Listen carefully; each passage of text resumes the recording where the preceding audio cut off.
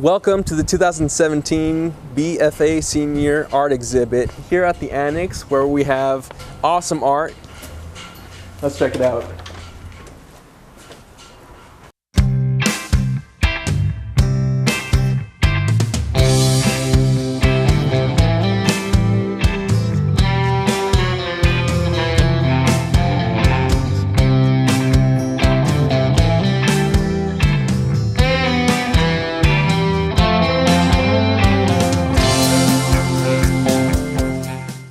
Hi everyone, I'm here with artist and painter Mr. Joel, who did these awesome paintings of South Padre Island. South Padre Island, yes sir. Now, I was reading your statement and you were talking about how these paintings are supposed to evoke memory, right? Correct. Tell me a little bit more about that. So it initially started where I was heading out to South Padre with my father. He did pass away.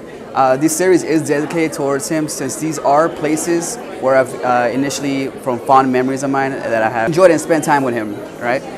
So at the same time, these memories, these places are actually people who've been there for years, and I get that a lot from when I'm heading out there to South Padre, and when I've been painting out there and actually in the open air painting.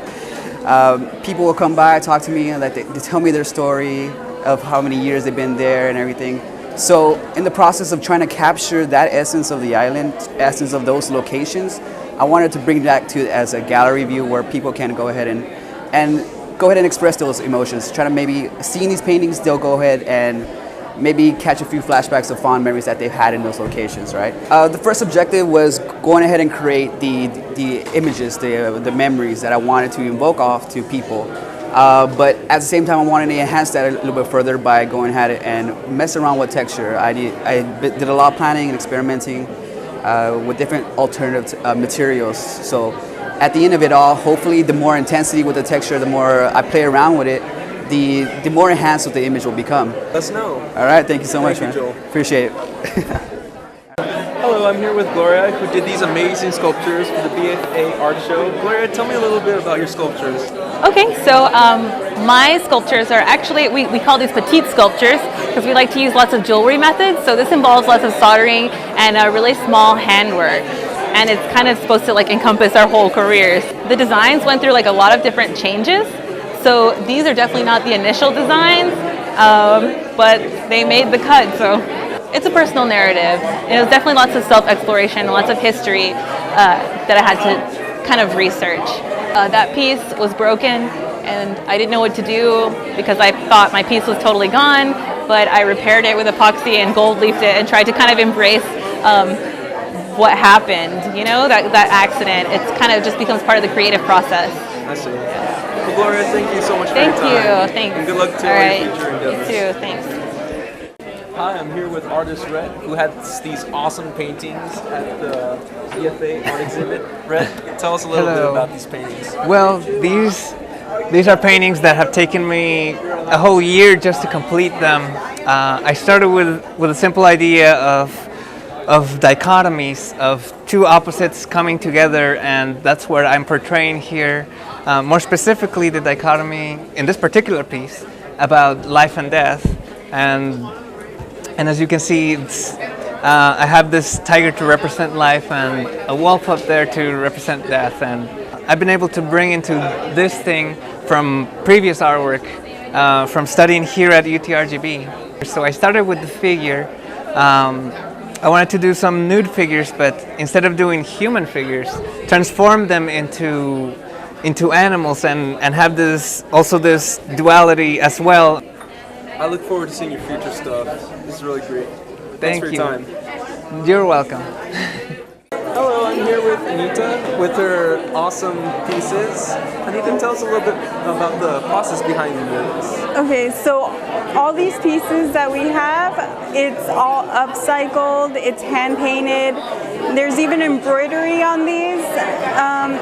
These are what I call a different form of portraiture, because they capture my mother, my grandmother, and my great-grandmother, maternal line. And for this particular line, I was thinking, where did I start and why am I doing this? And it's because of them. Because of them, I'm here. Because of them, I'm able to say, yes, as a woman, I can do whatever I want.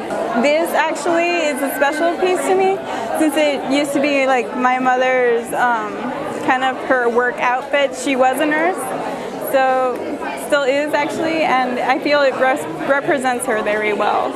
I didn't go to any fancy school to be like, yes, I can make these. No, I learned them from them. Thank you so much for your time. Thank you. I'm here with Mr. Ivan Ramirez. Who Hello, guys. has his awesome artwork here.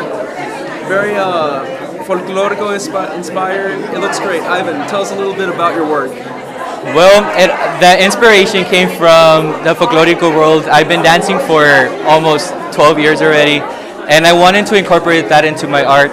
And what I decided to do is bring in the textile, the embroidery, or of the dresses that are within the region.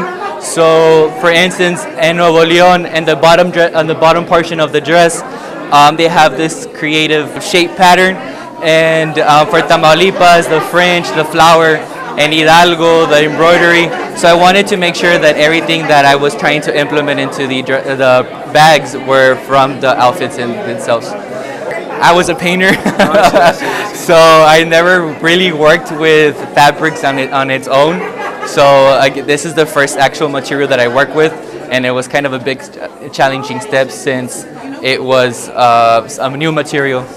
I'm a mixed media artist. I can't tell what I really want to do, but I kind of want to pursue this part of the designing world only because it was very challenging and it was very interesting for me.